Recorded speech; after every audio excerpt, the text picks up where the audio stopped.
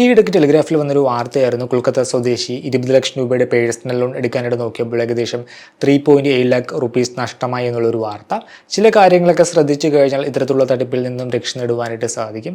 ഈ ഒരു കൊൽക്കത്ത സ്വദേശിക്ക് എങ്ങനെയാണ് ഈ ഒരു 3.8 lakh റുപ്പീസ് നഷ്ടമായത്, അതുപോലെ തന്നെ കുറച്ച് കാര്യങ്ങൾ ശ്രദ്ധിച്ചു കഴിഞ്ഞാൽ ഏകദേശം 90% തട്ടിപ്പിൽ നിന്നും രക്ഷ നേടുവാനായിട്ട് സാധിക്കും. സോ അങ്ങനെ അറിഞ്ഞിരിക്കേണ്ട കുറച്ച് കാര്യങ്ങളുമാണ് ഇന്നത്തെ വീഡിയോയിൽ. Welcome to another video. വീഡിയോയിലേക്ക് കടക്കുന്ന മുമ്പ് വിവിധ ബാങ്ക് അക്കൗണ്ടുകളെ പറ്റിയും കാർഡുകളെ പറ്റിയും കൂടുതലായിട്ട് അറിയാനും അപ്ലൈ ചെയ്യാനും വിസിറ്റ് fino360.com. ആമസോൺ, ഫ്ലിപ്കാർട്ട് പോലുള്ള ഇ-കോമേഴ്സ് പ്ലാറ്റ്ഫോമുകളിൽ വരുന്ന ഓഫർ അപ്ഡേറ്റ് ടെലിഗ്രാമിൽ കിട്ടാനായിട്ട് ജോയിൻ എൻ്റെ offer Telegram channel. Financial news update മലയാളത്തിൽ എല്ലാ ദിവസവും ടെലിഗ്രാം ചാനലിൽ അപ്ഡേറ്റ് ആയിട്ട് ലഭിക്കാനായിട്ട് join money Malayalam Telegram channel. Link in below. Kolkata സ്വദേശി ഗോലക് മോഡലാണ് വിക്ടിം. ഈ ഒരു ഗോലക് മോഡലിന് പെട്ടെന്നൊരു ദിവസം ഒരു കോൾ വരുന്നു. ഒരു NBFC, അതായത് നോൺ ബാങ്കിങ് ഫൈനാൻഷ്യൽ കമ്പനിയുടെ കസ്റ്റമർ കെയർ ആണെന്ന് പറഞ്ഞാണ് വിളിക്കുന്നത്. എന്നിട്ട് ഈ ഒരു ഗോലക് മോഡലിന് 20 ലക്ഷം രൂപയുടെ ഒരു പേഴ്സണൽ ലോൺ ഓഫർ ഉണ്ടെന്ന് പറയുന്നു. അങ്ങനെ സംസാരിച്ച് ഒരു ട്രസ്റ്റ് ബിൽഡ് ചെയ്തെടുക്കുന്നു. അതിനുശേഷം ഈ ഒരു ലോൺ എടുക്കാനായിട്ട് സഹായിക്കാം, അപ്പോൾ അതിനായിട്ട് ഡോക്യുമെൻറ്റ്സും കാര്യങ്ങളൊക്കെ ആവശ്യപ്പെടുന്നു. ഈ ഒരു ഗോലക് മോഡൽ ട്രസ്റ്റ് ചെയ്തിട്ട് ഈ ഒരു ലോൺ എടുക്കാനായിട്ട് 20 ലക്ഷം രൂപയുടെ പേഴ്സണൽ ലോൺ എടുക്കാനായിട്ട് അവർ ചോദിച്ച പേഴ്സണൽ ഡോക്യുമെൻറ്റ്സും കാര്യങ്ങളൊക്കെ അയച്ചു കൊടുക്കുന്നു. അങ്ങനെ ലോൺ പ്രോസസ്സ് ആവുന്നു. ലോൺ പ്രോസസ്സ് ആയി എന്ന് പറഞ്ഞു. അപ്പോൾ ലോൺ ഈ ഒരു പ്രോസസ്സ് ചെയ്യുന്നതിനായിട്ട് ഒരു പ്രോസസ്സിംഗ് ഫീസ് ആപ്ലിക്കബിൾ ആണ്. അപ്പോൾ അതിനായിട്ടൊരു 3.8 lakh റുപ്പീസ് അയച്ചു കൊടുക്കണം. അതാണ് ഫൈനൽ സ്റ്റെപ്പ്. ഈ ഒരു പ്രോസസ്സിംഗ് ഫീസായിട്ട് 3.8 lakh റുപ്പീസ് അയച്ചു കൊടുത്തു കഴിഞ്ഞാൽ ലോൺ പ്രോസസ്സായിട്ട് 20 ലക്ഷം രൂപ അക്കൗണ്ടിലേക്ക് വരുമെന്ന് പറയുന്നു. അപ്പോൾ ഇത് വിശ്വസിച്ച ആ ഒരു കൊൽക്കത്ത സ്വദേശി 3.8 lakh റുപ്പീസ് അവർ പറഞ്ഞ അക്കൗണ്ടിലേക്ക് അയച്ചു കൊടുക്കുന്നു. പൈസ അയച്ചു കൊടുത്തതും പിന്നെ അവിടെ കമ്മ്യൂണിക്കേഷനോ കാര്യങ്ങളോ ഒന്നുമില്ല. അവിടെ കമ്മ്യൂണിക്കേഷൻ കംപ്ലീറ്റ് ആയിട്ട് കട്ടാവുന്നു, വിളിച്ചാൽ കിട്ടുന്നില്ല. അപ്പോഴാണ് ഇത് തട്ടിപ്പാന്ന് മനസ്സിലാവുകയും ഈ ഒരു ഗോലക് മോഡൽ പോലീസിൽ കംപ്ലൈൻറ്റ് കൊടുക്കുകയും ചെയ്യുന്നത്. നിലവിൽ ഈ കേസ് അണ്ടർ ഇൻവെസ്റ്റിഗേഷനാണ്. ഇവിടെ ഒരൊറ്റ കാര്യം നോക്കിയാൽ മതി. ലോൺ പ്രോസസ്സിംഗ് ഫീസ് അത് അപ്ഫ്രണ്ട് ആയിട്ട് ആരും ചോദിക്കാറില്ല. നമ്മളൊരു ലോൺ അപ്ലൈ ചെയ്ത് കഴിഞ്ഞാൽ ലോൺ പ്രോസസ്സിംഗ് ഫീസും കാര്യങ്ങളൊക്കെ ഉണ്ടാകും. പക്ഷേ അത് ആദ്യം കൊടുത്താലേ ലോൺ തരൂ എന്നൊന്നും ആരും പറയാറില്ല. നമ്മൾ ലോൺ അപ്ലൈ ചെയ്ത് ലോൺ അപ്രൂവ് ആയി കഴിഞ്ഞാൽ ഈ ഒരു പ്രോസസ്സിംഗ് ഫീസും അതുമായി ബന്ധപ്പെട്ട് വരുന്ന എല്ലാ ചാർജും കട്ട് ചെയ്ത് ബാക്കിയും ഉണ്ടായിരിക്കും നമുക്ക് കിട്ടുന്നത്. അല്ലാതെ അപ്ഫ്രണ്ട് ആയിട്ട് ഒരിക്കലും ഒരു ബാങ്കും ഒരു NBFC ഈ പറഞ്ഞ രീതിയിൽ പ്രോസസ്സിംഗ് ഫീസോ കാര്യങ്ങളോ ഒന്നും ചോദിക്കാറില്ല. ആ ഒരു ഒറ്റ കാര്യം മനസ്സിലാക്കിയാൽ തന്നെ ഇവിടെ നമുക്ക് തട്ടിപ്പിൽ നിന്നും രക്ഷ നേടുവാനായിട്ട് സാധിക്കുമായിരുന്നു. ഈ രീതിയിൽ പേഴ്സണൽ ലോണുമായി ബന്ധപ്പെട്ട് പലതരം സ്കാംസ് ഇപ്പോൾ നടക്കുന്നുണ്ട്. ഇത്തരത്തിലുള്ള തട്ടിപ്പിൽ നിന്നും രക്ഷ നേടുവാനായിട്ട് പ്രധാനമായിട്ടും അറിഞ്ഞിരിക്കേണ്ട ഒരു 7 കാര്യങ്ങൾ നമുക്ക് നോക്കാം. ഒന്നാമതായിട്ട് ആദ്യം സൂചിപ്പിച്ച കാര്യം തന്നെയാണ് അപ്ഫ്രണ്ട് ആയിട്ട് നമ്മളോട് പേയ്മെൻറ്റ് ചോദിക്കുക. ഒന്നെങ്കിൽ പ്രോസസ്സിംഗ് ഫീസ് ആണെന്ന് പറയും, ഇല്ലെങ്കിൽ ഡെപ്പോസിറ്റ് എമൗണ്ട് ആണെന്ന് പറയും. നമ്മളൊരു എമൗണ്ട് ഡെപ്പോസിറ്റ് ചെയ്യണം, ലോൺ നമുക്ക് കിട്ടിക്കഴിയുന്ന നേരത്ത് ആ ഡെപ്പോസിറ്റ് ചെയ്ത എമൗണ്ട് തിരികെ നൽകും എന്നൊക്കെ പറയും. നമ്മൾ ലോണൊക്കെ അപ്ലൈ ചെയ്യുന്ന സമയത്ത് ആദ്യം തന്നെ നമ്മളോട് അങ്ങോട്ട് പൈസ ചോദിച്ചു കഴിഞ്ഞാൽ അത് സ്കാമാണെന്ന് മനസ്സിലാക്കുക. അപ്പോൾ ഇങ്ങനെ ഡെപ്പോസിറ്റ് എമൗണ്ട് ആണെന്ന് പറഞ്ഞില്ലെങ്കിൽ പ്രോസസ്സിംഗ് ഫീസ് എന്നൊക്കെ പറഞ്ഞുകൊണ്ട് ആരെങ്കിലും നിങ്ങളോട് അഡ്വാൻസ് ആയിട്ട് ലോൺ അപ്ലൈ ചെയ്യുന്ന ടൈമിൽ തന്നെ പണം ചോദിച്ചു കഴിഞ്ഞാൽ സ്കാമാണെന്ന് മനസ്സിലാക്കി ഒഴിഞ്ഞു മാറുക. അവർ ചോദിക്കുന്ന പണം നമ്മൾ കൊടുത്തു കഴിയുവാൻ നേരത്ത് അവർ അപ്രത്യക്ഷമാകും. അതായിരിക്കും സംഭവിക്കാൻ പോകുന്നത്. രണ്ടാമതായിട്ട് ലെൻഡിങ് ഇൻസ്റ്റിറ്റ്യൂഷൻസിൻ്റെ ഒതൻറ്റിസിറ്റി വെരിഫൈ ചെയ്യുക. ആ ഒരു കമ്പനിയുടെ വെബ്സൈറ്റിൽ പോയി കഴിഞ്ഞാൽ നമുക്ക് ഒഫീഷ്യലായിട്ടുള്ള കസ്റ്റമർ കെയർ നമ്പറും ബ്രാഞ്ചിൻ്റെ ഇൻഫർമേഷനും കാര്യങ്ങളൊക്കെ കിട്ടും. അപ്പോൾ കസ്റ്റമർ കെയർ നമ്പറിൽ നമുക്ക് ഡയറക്റ്റായിട്ട് കോൺടാക്ട് ചെയ്യാം. അല്ലെങ്കിൽ ആ ഒരു ഇൻസ്റ്റിറ്റ്യൂഷൻ്റെ ബ്രാഞ്ച് നമ്മുടെ അടുത്തുണ്ടെങ്കിൽ ബ്രാഞ്ചിൽ കോൺടാക്ട് ചെയ്ത് നമുക്കത് കറക്റ്റ് ആണോ, അത് ശരിയായിട്ടുള്ളൊരു ഇൻഫർമേഷൻ ആണോ അല്ലയോ നമുക്ക് ചെക്ക് ചെയ്യാനായിട്ട് സാധിക്കും. അതുപോലെ തന്നെ നമുക്ക് RBIയുടെ വെബ്സൈറ്റിൽ പോയി കഴിഞ്ഞാൽ RBI റെഗുലേറ്റഡ് ആയിട്ടുള്ള NBFCകളുടെയൊക്കെ ലിസ്റ്റിൽ നമുക്ക് കാണുവാനായിട്ട് സാധിക്കും. എപ്പോഴും നമ്മൾ ലോണൊക്കെ എടുക്കുന്ന സമയത്ത് RBI റെഗുലേറ്റ് ചെയ്യുന്ന NBFCകളിൽ നിന്നും അല്ലെങ്കിൽ ബാങ്കുകളിൽ നിന്നും ലോൺ എടുക്കാനായിട്ട് ശ്രമിക്കുക. അല്ലാതെ ഒരിക്കലും RBI റെഗുലേറ്റഡ് അല്ലാത്ത സ്ഥാപനങ്ങളിൽ നിന്നും ലോണോ കാര്യങ്ങളോ ഒന്നും എടുക്കാതിരിക്കുക. ഭാവിയിൽ നമുക്കതുകൊണ്ട് പ്രശ്നം മാത്രമേ ഉണ്ടാവുകയുള്ളൂ. പിന്നെ കണ്ടുവരുന്ന മറ്റൊരു മെത്തേഡാണ് ഇൻസ്റ്റൻറ്റ് ലോൺ. പ്രത്യേകിച്ച് ഡോക്യുമെൻറ്റോ കാര്യങ്ങളൊന്നും ആവശ്യമില്ല, ഇൻസ്റ്റൻ്റ് ആയിട്ട് അപ്ലൈ ചെയ്താൽ അപ്പോൾ ലോൺ നൽകുമെന്നുള്ളൊരു പരസ്യവും കാര്യങ്ങളൊക്കെ. ഇതിൽ മിക്കതും മെജോറിറ്റിയും അത് സ്കാംസ് ആയിരിക്കും. നമ്മളിപ്പോൾ ഒരു സ്ഥാപനത്തിൽ നിന്ന് ലോൺ എടുക്കുമ്പോൾ നമുക്ക് നൽകുന്ന ലോൺ തുക ആ ഒരു സ്ഥാപനത്തിന് റിക്കവർ ചെയ്യാനായിട്ട് സാധിക്കണം. സോ റിസ്ക്കിലാണ് അവർ നമുക്ക് ലോൺ നൽകുന്നത്. സോ അതുകൊണ്ട് തന്നെ നമുക്ക് ലോൺ നൽകുന്ന സമയത്ത് എല്ലാവരും നമ്മളുടെ ഇൻകം പ്രൂഫ്, അതുപോലെ തന്നെ നമ്മളുടെ സിബിൽ സ്കോറും കാര്യങ്ങളൊക്കെ ചെക്ക് ചെയ്യും. അങ്ങനെ നമ്മുടെ ക്രെഡിറ്റ് വർത്തിനെസ് ചെക്ക് ചെയ്യും. അതുപോലെ തന്നെ നമുക്ക് റീപേയിങ് കപ്പാസിറ്റി ഉണ്ടോ എന്നൊക്കെ ഉറപ്പാക്കിയ ശേഷമായിരിക്കും നമുക്ക് ലോൺ നൽകുക.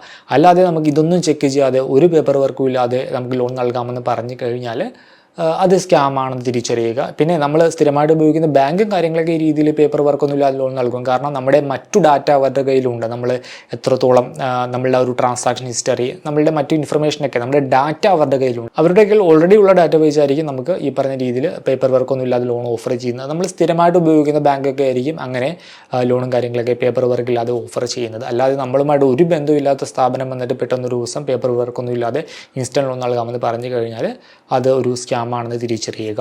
100% സ്കാം ആണെന്ന് പറയുന്നില്ല, പ്രോബബ്ലി അത് സ്കാം ആയിരിക്കാം. പക്ഷേ ഇനിയിപ്പോൾ സ്കാം അല്ലെങ്കിൽ കൂടി അതിൽ മറ്റു തരത്തിലുള്ള ഹിഡൻ ആയിട്ടുള്ള കുറേ കാര്യങ്ങൾ ഉണ്ടാകും. ലൈക്ക് കൊള്ള പലിശ ആയിരിക്കും, അങ്ങനെയുള്ള ഹിഡൻ ആയിട്ടുള്ള എന്തെങ്കിലും ചാർജും കാര്യങ്ങളൊക്കെ ഉണ്ടായിരിക്കും. പിന്നെ സൂക്ഷിക്കേണ്ട മറ്റൊരു കാര്യമാണ് നമ്മളുടെ ഡാറ്റ. ഇൻസ്റ്റന്റ് ലോൺ ആപ്പൊക്കെ ഇപ്പോൾ നിരവധിയുണ്ട്. അപ്പോൾ ഇത്തരത്തിലുള്ള ആപ്പും കാര്യങ്ങളൊക്കെ ഇൻസ്റ്റാൾ ചെയ്ത് നമ്മൾ ഫോണിൽ ഇൻസ്റ്റാൾ ചെയ്യുന്ന സമയത്ത് നമ്മളുടെ ആപ്പിൽ പല തരത്തിലുള്ള പെർമിഷൻ നമ്മൾ എനബിൾ ചെയ്ത് കൊടുക്കുന്നുണ്ട്. Gallery permission, contact permission.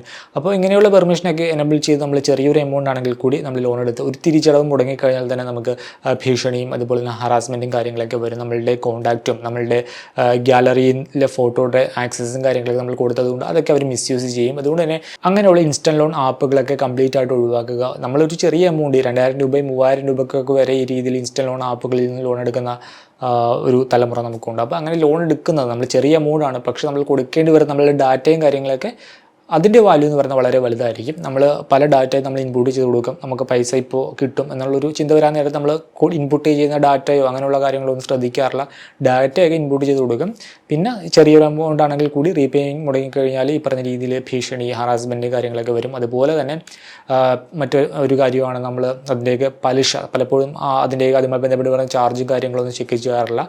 നമ്മൾ ലോൺ എടുക്കുന്ന തുകയുടെ ഇരട്ടിയൊക്കെ പലപ്പോഴും നമ്മൾ റീപേ ചെയ്യേണ്ടതായിട്ട് വരും. മിക്ക ഫേക്ക് ആയിട്ടുള്ള ഇൻസ്റ്റന്റ് ലോൺ ആപ്പുകളുടെയും ലെൻഡിങ് പാർട്ണർ RBI റെഗുലേറ്റഡ് ആയിരിക്കില്ല. സോ എന്തെങ്കിലും പ്രശ്നം വന്നു കഴിഞ്ഞാൽ തന്നെ RBIക്ക് ഇടപെടാനും സാധിക്കില്ല, കാരണം RBI റെഗുലേറ്റഡ് അല്ലാത്തൊരു സ്ഥാപനമായിരിക്കും. സോ ഇങ്ങനെയുള്ള കാര്യങ്ങളൊക്കെ ശ്രദ്ധിക്കുക. നമ്മളുടെ ഡാറ്റയ്ക്ക് വളരെ വലിയ വിലയാണുള്ളത്. ഇപ്പോൾ നിരവധി വാർത്ത ഇതുമായി ബന്ധപ്പെട്ട് കാണാനായിട്ട് സാധിക്കും.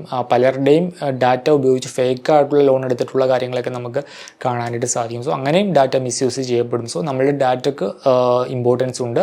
അനാവശ്യമായിട്ട് നമ്മളുടെ പേഴ്സണൽ ഡാറ്റയോ കാര്യങ്ങളൊന്നും ഷെയർ ചെയ്യാതിരിക്കുക. ചെറിയ എമൗണ്ട് ലോൺ എടുക്കാനായിട്ട് ഈ രീതിയിൽ നിങ്ങളുടെ ഡാറ്റ നിങ്ങൾ ഷെയർ ചെയ്യുമ്പോൾ ഈ ഒരു കാര്യം എപ്പോഴും ഓർക്കുക.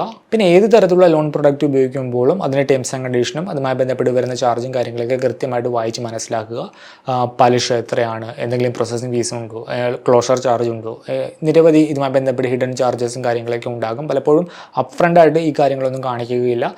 ടേംസ് ആൻഡ് കണ്ടീഷൻ എന്നൊക്കെ പറഞ്ഞാൽ എവിടെയെങ്കിലും ഒരു പേജ് ഒളിപ്പിച്ച് വെച്ചിട്ടുണ്ടാകും, അതിൽ ഈ കാര്യങ്ങളൊക്കെ എഴുതിയിട്ടുണ്ടാകും. നമ്മൾ ശ്രദ്ധിക്കാതെ ലോൺ എടുത്തു കഴിഞ്ഞാൽ അവസാനം ഈ പറയുന്ന ഉയർന്ന ചാർജും കാര്യങ്ങളൊക്കെ നമ്മൾ കൊടുക്കേണ്ടതായിട്ട് വരും. സോ ലോണൊക്കെ എടുക്കുന്നതിന് മുമ്പ് അവരുടെ ടേംസ് ആൻഡ് കണ്ടീഷനും അവരുടെ ഈ പറഞ്ഞ രീതിയിലുള്ള ചാർജസും കാര്യങ്ങളൊക്കെ കൃത്യമായിട്ട് ചെക്ക് ചെയ്ത് മനസ്സിലാക്കിയിരിക്കുക. മറ്റൊന്ന് കണ്ടക്ട് റിസർച്ച്. നിങ്ങളുടേതായ രീതിയിൽ റിസർച്ചും കാര്യങ്ങളൊക്കെ നടത്തുക. ഒരു പെട്ടെന്ന് ചാടി ഒരു തീരുമാനം എടുക്കാതിരിക്കുക. ടൈം എടുത്ത് മാത്രം ഒരു തീരുമാനം എടുക്കുക. നിങ്ങളുടേതായ രീതിയിൽ റിസർച്ച് ചെയ്യുക. പലതരത്തിലുള്ള വെബ്സൈറ്റുകൾ ഉണ്ടാകും, നിങ്ങൾ കോൺടാക്ട് ചെയ്ത കമ്പനിയുടെ ഒഫീഷ്യൽ വെബ്സൈറ്റ് ഉണ്ടാകും, അതൊക്കെ ചെക്ക് ചെയ്യുക. അതിനേക്കാൾ ബെറ്റർ ഓപ്ഷൻ എവിടെയെങ്കിലും കിട്ടുമോ എന്ന് നോക്കുക. നിങ്ങൾ വിളിച്ച ആ ഒരു സ്ഥാപനം ജെന്യൂൻ ആണോ എന്ന് നിങ്ങൾക്ക് ചെക്ക് ചെയ്യാനായിട്ട് സാധിക്കും. നിങ്ങളുടേതായ രീതിയിൽ റിസർച്ചും കാര്യങ്ങളൊക്കെ നടത്തി ഒരു ഡിസിഷൻ എടുക്കുക. അത് പെട്ടെന്ന് ചാടിക്കയറി ഒരു കാര്യത്തിനും അപ്ലൈ ചെയ്യാതിരിക്കുക, ഒരു ഡിസിഷനും എടുക്കാതിരിക്കുക. പ്രത്യേകിച്ച് ഒരു സാമ്പത്തിക ഇടപാടുമായി ബന്ധപ്പെട്ടുള്ള ഡിസിഷൻ ആണെങ്കിൽ ഒരിക്കലും ചാടിക്കയറി എടുക്കരുത്. ടൈം എടുത്ത് ആലോചിച്ച് മാത്രം ഡിസിഷൻ എടുക്കുക. പിന്നെ ഒരു ഫൈനാൻസുമായി ബന്ധപ്പെട്ട് വരുന്ന ഏത് കോൾ ആയിക്കോട്ടെ, ഏത് SMS ആയിക്കോട്ടെ, ഏത് ഇമെയിൽ ആയിക്കോട്ടെ, അതിന് ടൈം എടുത്ത് മാത്രം റെസ്പോണ്ട് ചെയ്യുക. ചാടിക്കയറി ഒരു റെസ്പോണ്ട് ചെയ്യാതിരിക്കുക. അതേപോലെ തന്നെ എല്ലാം ഒരു സംശയാസ്പദമായി തന്നെ എല്ലാം മോണിറ്റർ ചെയ്യുക. ആ രീതിയിൽ തന്നെ അതിനെ കാണുക. ഇപ്പോൾ നമുക്ക് വരുന്ന കോൾസ് ആണെങ്കിലും SMS ആണെങ്കിലും എല്ലാം മിക്കതും ഫേക്ക് ആയിരിക്കും. അങ്ങനെ നിരവധി സ്കാംസും കാര്യങ്ങളൊക്കെ നടക്കുന്നുണ്ട്. ഏതാണ് ജെന്യൂൻ, ഏതാണ് ഫേക്ക് എന്ന് പോലും തിരിച്ചറിയാൻ പറ്റാത്തൊരു സാഹചര്യമാണുള്ളത്. അതുകൊണ്ട് തന്നെ ഈ പറഞ്ഞ രീതിയിൽ SMS ആണെങ്കിലും ഇമെയിൽ ആണെങ്കിലും കോൾ ആണെങ്കിലും ഒന്നും പെട്ടെന്ന് തന്നെ റെസ്പോണ്ട് ചെയ്യാതിരിക്കുക. അതിനെപ്പറ്റി അത് പ്രോപ്പറായിട്ട് ചെക്ക് ചെയ്യുക. പിന്നെ അൺഫോർച്ചുനേറ്റ്ലി എന്തെങ്കിലും തരത്തിലുള്ള സാമ്പത്തിക തട്ടിപ്പിന് നിങ്ങൾ ഇരയായി കഴിഞ്ഞാൽ എത്രയും വേഗം തന്നെ അത് റിപ്പോർട്ട് ചെയ്യുക. നാഷണൽ സൈബർ ക്രൈം പോർട്ടൽ വഴി പെട്ടെന്ന് തന്നെ റിപ്പോർട്ട് ചെയ്യുക. അതുപോലെ തന്നെ നിങ്ങളുടെ തൊട്ടടുത്തുള്ള പോലീസ് സ്റ്റേഷനിലും ഒരു FIR രജിസ്റ്റർ ചെയ്യുക. ഈ ഒരു വീഡിയോ ഇഷ്ടമാണെന്ന് കരുതുന്നു. മറ്റൊരു വീഡിയോയിൽ മറ്റൊരു ടോപ്പിക്കുമായി കണ്ടുമുട്ടാമെന്ന പ്രതീക്ഷയോടുകൂടി